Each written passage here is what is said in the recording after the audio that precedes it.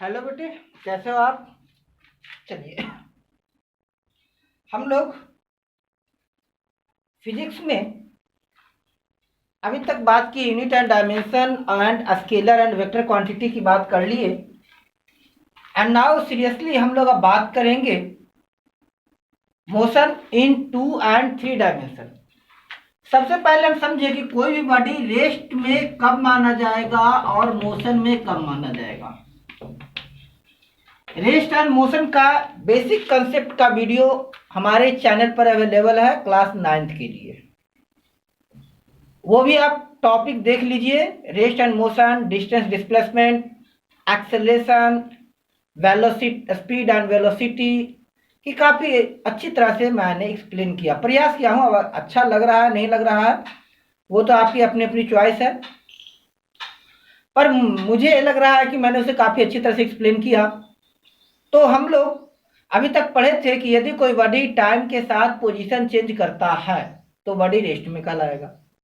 यदि कोई body time के साथ पोजीशन चेंज नहीं कर रहा है तो बॉडी रेस्ट में कहलाएगा। अब यदि बॉडी टाइम के साथ पोजीशन चेंज कर रहा है तो दो चीज हो सकती है।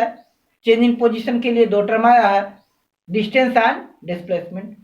कितना टोटल पाथ ट्रैवल किया, डिस्टेंस कहलाया। इनिशियल और फाइनल पोजीशन के बीच का डिस्टेंस क्या है, डिस्प्लेसमेंट कहलाता है। तो डिस्टेंस इसी तरह से time rate of change of distance speed कहलाएगा, time rate of change of displacement velocity कहलाएगा, time rate of change of speed और वेलोसिटी एक्सेलरेशन कहलाएगा। बेसिक कंसेप्ट है, इसको फिर से हम समझेंगे। मैं बार बार एक बच्चों से एक बार ही बात समझा रहा हूं कि फिजिक्स में जो स्टडी करते हैं कोई लॉन्ग टर्म स्टडी नहीं होता है, क्योंकि फिजिक्स के किसी भी रिसर्चर के पास इतना टाइम नहीं होता है कि वो आपकी वेलोसिटी को काफी लंबे टाइम तक स्टडी कर सके। First thing. सेकंड थिंग, अगर एक्सेप्शनल केस को छोड़ दिया जाए तो फ्री रोड्स यूनिडायरेक्शनल होती है। ऐसी तो रोड्स है नहीं किसी भी देश की कि एकदम पूरी तरह से सर्पिली मोड़ है कि हमको स्टडी करना पड़े बार बार, वो ज्यादा कॉम्प्लिकेटेड भी हो जाएगा। दैट्स वाई हम लोग क्या करते हैं, डिस्टेंस और डिस्प्लेसमेंट को एक ही यूनिट मान लेते हैं। अब इसलिए कि बहुत शॉर्ट इंटरवल के लिए है तो इसलिए हमें डिस्टेंस और डिस्प्लेसमेंट में केवल कंसेप्चुअल डिफरेंस है।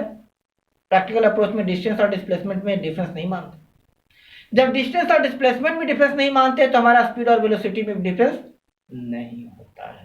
हाँ, अगर बॉडी सर्कुलर पाथ पर मोशन कर रहा हो तब तो अलग बात है, अदरवाइज नहीं मानते। तो हम यही बात शुरू करेंगे डिस्टेंस या डिस्प्लेसमेंट से। हम लोग डिस्प्लेसमेंट की बात कर रहे हैं। डिस्प्लेसमेंट क्या है? डिस्प्लेसमेंट को यूं समझ लीजिए, मान लीजिए एक कार है,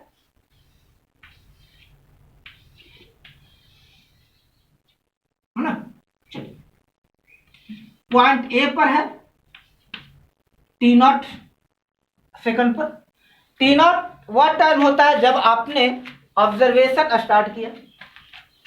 कुछ समय बाद आपका ये कार यहां आ गया,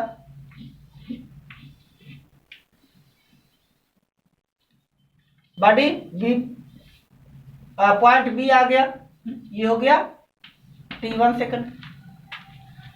यहां से चूंकि हम स्टार्ट करते हैं इसलिए मान लेते हैं कि ये इसका पोजीशन x0 है। यहां मान लीजिए ये पोजीशन x1 है, कुछ तो डिस्टेंस ट्रैवल करेगा ना।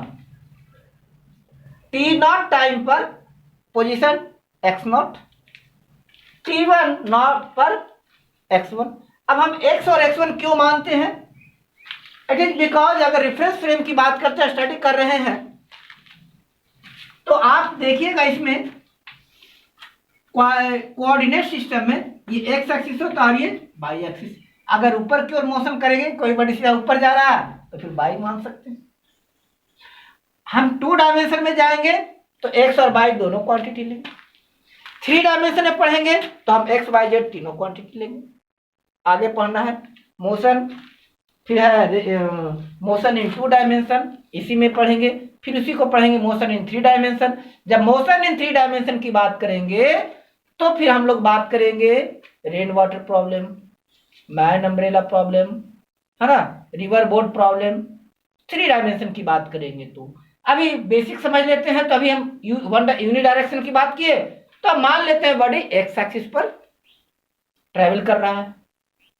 तो मान लिया t0 टाइम पर ये बॉडी x0 पोजीशन पे था, चला चला चला, फिर t1 टाइम पर बॉडी x1 पोजीशन पर आ गया। तो अब बात करेंगे वेलोसिटी क्या होता है। तो वेलोसिटी हम पढ़े हैं displacement upon time, velocity displacement upon time. Displacement क्या है? डिस्प्लेसमेंट का मतलब हो गया final position minus initial position, मतलब इसके लिए सीधा सा कंसेप्ट है upon final time minus initial time.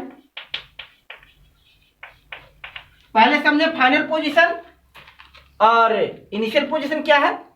तो बॉडी से पूछिए where the body is final position, at what time the body is final time, where the body was initial position, at what time the body was initial time, that is velocity v से indicate किए is equal to final position क्या हो गया आपका x1 minus initial position where the body was x0, at what time it is at x1 t1 minus t2 t0, that is v is equal to x1 minus x0 upon t1 minus t0। अब ये जो हम लोग निकाल रहे हैं ये क्या है, that is total distance travel और टोटल टाइम टेकन।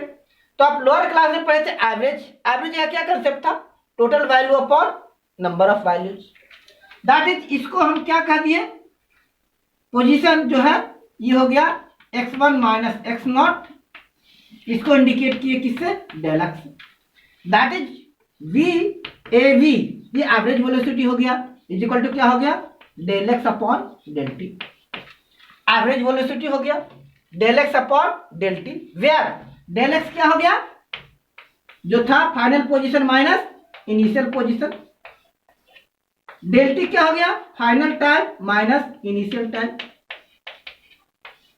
क्लियर? तो ये तो बात हो गया एवरेज की। क्लियर? अब इसमें दो तरह की बातें आती हैं। एवरेज वेलोसिटी के बाद आ गया इंस्टैंटेनियस वेलोसिटी।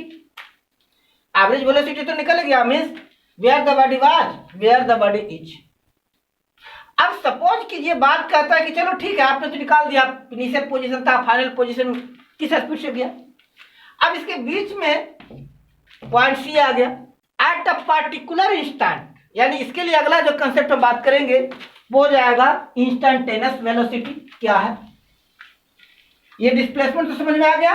डिस्प्लेसमेंट क्या हो गया, del x is equal to x0 minus x1 minus x0, वहां से आ गया वेलोसिटी डिस्प्लेसमेंट अपॉन टाइम। अब ये जो वेलोसिटी की बात की है ये हमारा एवरेज वेलोसिटी था, average velocity total displacement upon total time. But अगर हम वेलोसिटी किसी इंस्टेंट की बात करेंगे तो उसके लिए हम टर्म लाए हैं इंस्टैंटेनियस वेलोसिटी। इंस्टैंटेनियस वेलोसिटी क्या होता है, तो instantaneous velocity means velocity at any instant of time, velocity at any instant of time.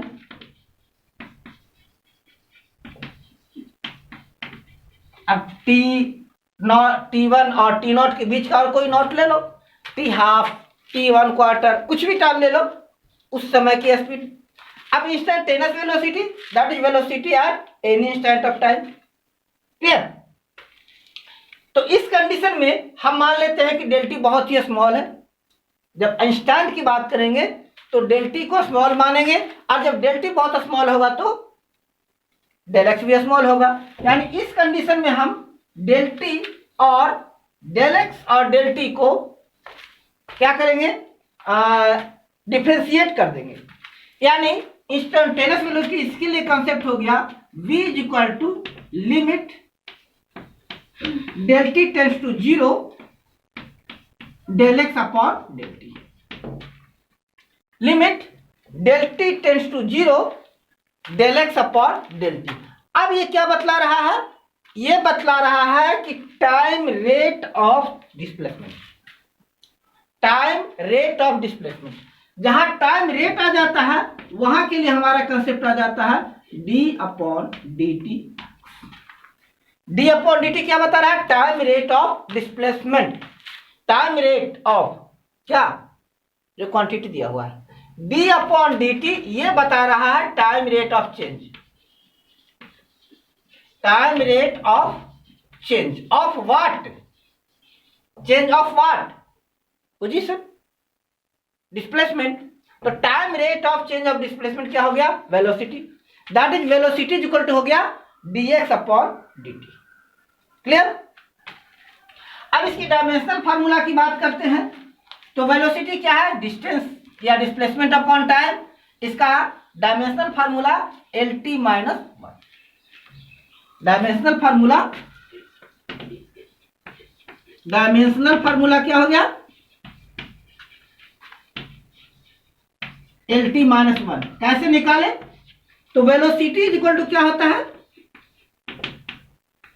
Displacement upon time, displacement divided by time, and displacement is total length of path upon time. Denominator से numerator बदलेगा तो इसका power हो गया -1। ठीक है? SI unit की बात करेंगे तो एसआई यूनिट क्या हो गया? डिस्प्लेसमेंट इसका है मीटर सेकंड का, टाइम का सेकंड। ऐसा यूनिट हो गया मीटर पर सेकंड। क्लियर? ये हो गया डिस्टेंस और डिस्प्लेसमेंट की बात। अब बात करेंगे एक्सेलरेशन क्या है।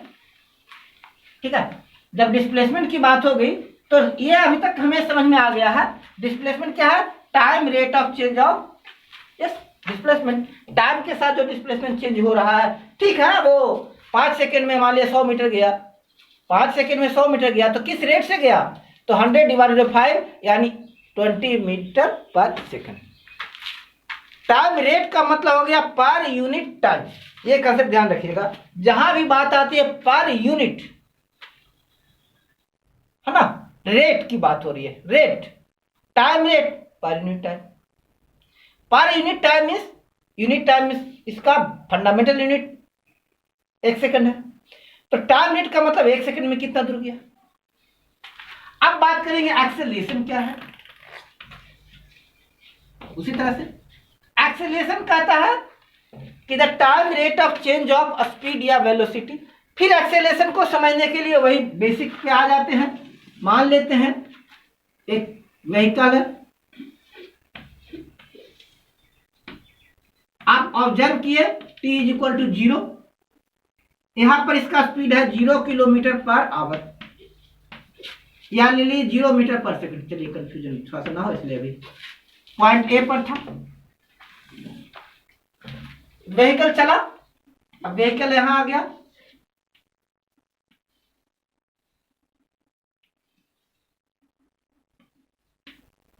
बी पर आ गया,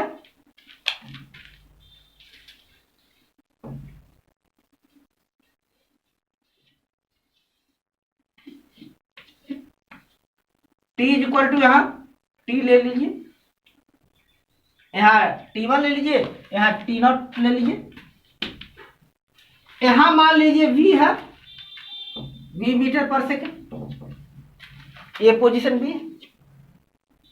अब ये जो व्हीकल है जो पॉइंट ए से बी तक तो गया है, तो इसे पहले हम कंसीडर किए थे पोजीशन कितना चेंज हुआ, मींस कितना डिस्टेंस ट्रेवल किया। अब हमारा पोजीशन नहीं आ रहा है, अभी इसका क्या हो रहा है, स्पीड चेंज हो रहा है। जैसे यहाँ t equal v equal to 0 था, मतलब गाड़ी रेस्ट में थी, रुकी हुई थी, ड्राइवर ने स्टार्ट किया, स्टार्ट करने के बाद एक्सेलरेट किया, तो t1 सेकंड के बाद उसका स्पीड हो गया v मीटर पर सेकंड। t1 सेकंड के बाद पर उसका स्पीड हो गया v मीटर पर सेकेंड।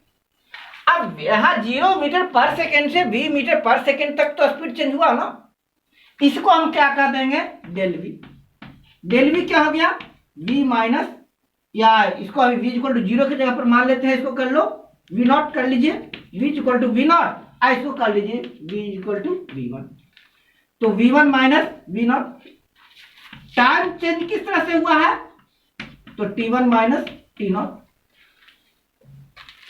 बेसिक डेफिनेशन आप पढ़े थे एक्सेलरेशन का, तो acceleration is the time rate of change of velocity. इसका डेफिनेशन क्या है कि the time rate of change of velocity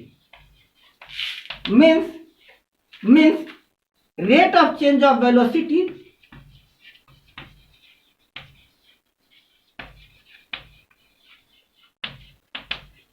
upon time, change of time,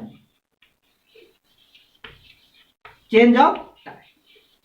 rate of change of velocity means क्या हो गया, तो यहां लिखिए एक्सेलरेशन av, यानी एक्सेलरेशन इज इक्वल टू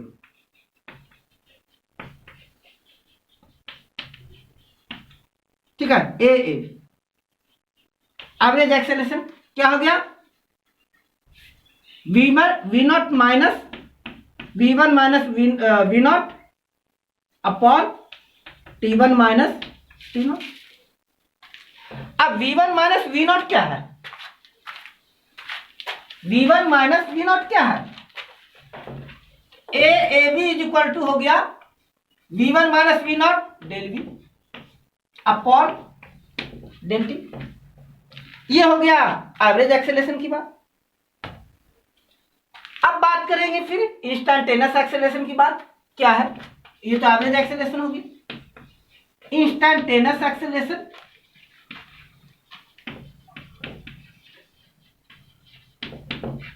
ये तो एवरेज एक्सेलरेशन है। अब instantaneous particular acceleration of particular instant of time की बात हो रही है, तो पार्टिकुलर इंस्टेंट ऑफ टाइम पर t क्या मान लेंगे, 0। दैट इज उस कंडीशन में a इज इक्वल टू हो गया लिमिट डेल टी 0 हो क्या, टेंस टू 0 क्या, del v upon del t. अब जब लिमिट को डिफरेंशिएट करेंगे दैट इज, जिसको हम लिख सकते हैं dv upon dt, means differentiation of velocity with respect to time. यहां तक कोई दिक्कत। अब इसको आगे और थोड़ा सा समझने का प्रयास करते हैं हम लोग एक्सेलरेशन को ही। तो हमारे पास कंसेप्ट आ गया a is equal to dv upon dt, clear. यानी हम लिख सकते हैं a is equal to d upon dt v, time के साथ डिफरेंशिएट किया किसे, वेलोसिटी को। अब वेलोसिटी भी तो डिफरेंशिएट हुआ है ना, वेलोसिटी कैसे निकला है, तो जब आपने पोजीशन को डिफरेंशिएट किया यानी d अपॉन dt, तो v इज इक्वल टू क्या आ गया, dx अपॉन dt आया है, since v is equal to dx upon dt। That is a is equal to क्या हो गया, d2x upon dt square, a is equal to d2x upon dt square आ गया।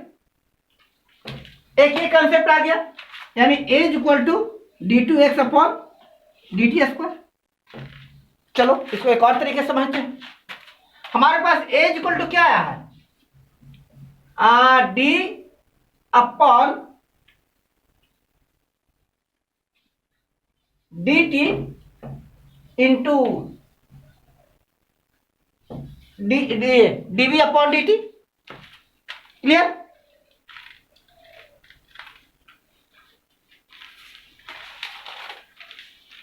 That is dv upon dt। अब dv upon dt को किस तरह से लिख सकते हैं, तो इसमें x के रेस्पेक्ट दोनों को डिफरेंशिएट किए तो हो गया dv upon dx into dx upon dt, है ना, dv upon dx into dx upon dt। That is dx upon dt क्या है, ऐसे कर लीजिए, dx upon dt into dv upon dx। dx upon dt क्या है, v, तो a is equal to v dv upon dx, v dv upon dx, that is कर दिए v into dv upon dx। Acceleration का एक ये concept आ गया। अब हम बेसिक कंसेप्ट क्या समझे, v is equal to d x upon d t और a is equal to d v upon d t, या a is equal to d two x upon d t square, या a is equal to आया v d x upon d v upon d x. Means हम जब velocity को x के respect differentiate कर लिए, यहां तक कोई दिक्कत। अब हम बात करेंगे 9th क्लास में जो बेसिक फार्मूला बताए हैं, क्या 3 फार्मूला पढ़े थे, हम सारे फार्मूला को डिराइव करेंगे यूजिंग कैलकुलस, डिफरेंशिएशन और इंटीग्रेशन। तो आज उसकी बात नहीं करेंगे, आज इंटीग्रेशन दे देंगे, उसके बाद नेक्स्ट वीडियो में हम इनको लाएंगे, क्योंकि थोड़ा सा आप इंटीग्रेशन की भी प्रैक्टिस कर लीजिए। बेसिक अब इंटीग्रेशन है, आगे होगा तो देखेंगे, ठीक है। बेसिक सा इंटीग्रेशन लाएंगे, क्योंकि इसके बिना फिर हम समझ नहीं पाएंगे। डिफरेंशिएशन और इंटीग्रेशन की बात होगी, जैसे हम लोग पढ़े थे d upon d x x to the power n is equal to n x to the power n minus 1। अब अगर इसको इंटीग्रेट करना है x dx, इसको इंटीग्रेट करेंगे तो इसका पावर 1 है, x की पावर n dx है, तो इसका इक्वल टू होता है x n plus 1 upon n plus 1 plus इसमें कांस्टेंट आ जाता है c। बेसिक मैथमेटिक्स में हम c नहीं ले सकते हैं, x n dx equal to क्या लिखे, x n plus 1 upon n plus 1। जैसे आपको दे दिया इंटीग्रेट 5x की पावर 6, इंटीग्रेट करना है इसको, dx इक्वल टू क्या करना है 5 इंटीग्रेट कीजिए x की पावर 6 dx, दैट इज क्या हो गया 5 इंटू n हो गया, तो क्या है n dx n प्लस 1 यानी x की power 6 plus 1 upon x plus 1 6 plus 1 plus c, that is क्या हो गया 5x to the power 7 upon 7 constant. ये बेसिक इंटीग्रेशन है, नॉट डिफिकल्ट। एक दो और एग्जांपल ले लेते हैं। आपको दिया इंटीग्रेट 9x की पावर 8 dx, क्या करेंगे 9 बाहर निकाल लीजिए, x to the power 8 dx, 9 क्या हो गया x to the power 8 plus 1 upon 8 plus 1, 9 x to the power 9 upon 9, 9 to 9 cancel, x to the power 9 plus, simple. ये सिंगल इंटीग्रेशन है। अब डबल इंटीग्रेशन की बात करते हैं। डबल इंटीग्रेशन इस तरह से आपसे पूछेगा, यहां दे दिया a b x to the power 5 dx, या बेसिक से लेते हैं x to the power n dx, ठीक है। इसको इंटीग्रेट करना है, तो पहले एज यूजुअल इंटीग्रेट कीजिए, तो क्या हो गया इसको इस तरह से लिखिए, x to the power n क्या हो गया x to the power n plus 1 upon n plus 1 और लिमिट लग गया a एंड b, क्लियर। इसको सिंप्लीफाई किए, दैट इज इक्वल टू क्या आ गया x to the power n plus 1 है ना, तो दिस माइनस दिस, यानी a to the power n plus 1 यह पहले ले लिया upon n plus 1 minus b to the power n plus 1 upon n plus 1। Limit में ऊपर वाले में से नीचे वाला माइनस हो गया, दैट इज हो गया a to the power n plus 1 minus b to the power n plus 1 जैसे फॉर एग्जांपल ले लेते हैं, आपका कोई टर्म आया इंटीग्रेशन में,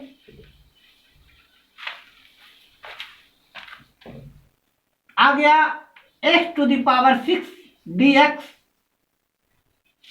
यहां आ गया पी क्यू।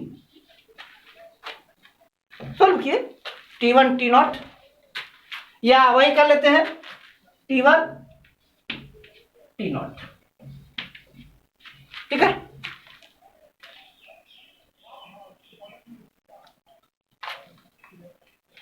ये कर लेते हैं इसको, थोड़ा सा ये कर लेते हैं। T1 T0 कर लिए ना, तो यहां कर लेते हैं t⁵ dt। ठीक है, तो पहले इंटीग्रेट किए तो क्या हो गया, t⁵ + 1 अपॉन 5 + 1, बेसिक हम इंटीग्रेट कर दिए। यहां क्या लगा दिए T1 T0, दैट इज क्या हो गया, अब t के जगह पर वैल्यू तो क्या हो गया, दैट इज हो गया t⁶ upon 6 T1 T0, that is हो गया। अब t को रिप्लेस कीजिए पहले इससे, ऊपर वाले से, तो T1 माइनस इसका difference T0, T1 6 minus T0 6 upon 6। Clear, इस तरह से ये डिफरेंशिएट हो गया। जैसे आपको इंटीग्रेट करना है T0, आपको दे दिया t² dt। पहले क्या किए, इंटीग्रेट कर लिए, तो क्या हो गया t⁵ 2 + 1 2 + 1, यहां आ गया T0, that is tq/3 T0, that is क्या हो गया tq माइनस 0⁻q/3 यानी tq/3। These are the basic trigonometric method। अब इसको देखिए और इस तरह की और प्रॉब्लम सॉल्व कीजिए बेसिक। ये ट्रिगोनोमेट्री की बेसिक कंसेप्ट है, क्योंकि इसकी प्रैक्टिस के बिना आगे समझ में नहीं आएगा। क्योंकि 9th क्लास में ही हम जो इक्वेशंस ऑफ मोशन है इनको ग्राफिकली सॉल्व कर लिए थे, एस्टेब्लिश कर लिए थे। अब हमें ग्राफ भी नहीं देखना है, मैथमेटिकल नहीं, हमको कैलकुलस मेथड का यूज करना है। तो इसमें कैलकुलस में हम इंटीग्रेशन की बात करेंगे, हम इसको इंटीग्रेट करेंगे, डिफरेंशिएट करेंगे। बेसिकली हम इंटीग्रेट करके फार्मूला निकालेंगे। इसकी बात हम कल करेंगे, तब तक आप इसकी प्रैक्टिस कीजिए। Till then, thanks for watching my video.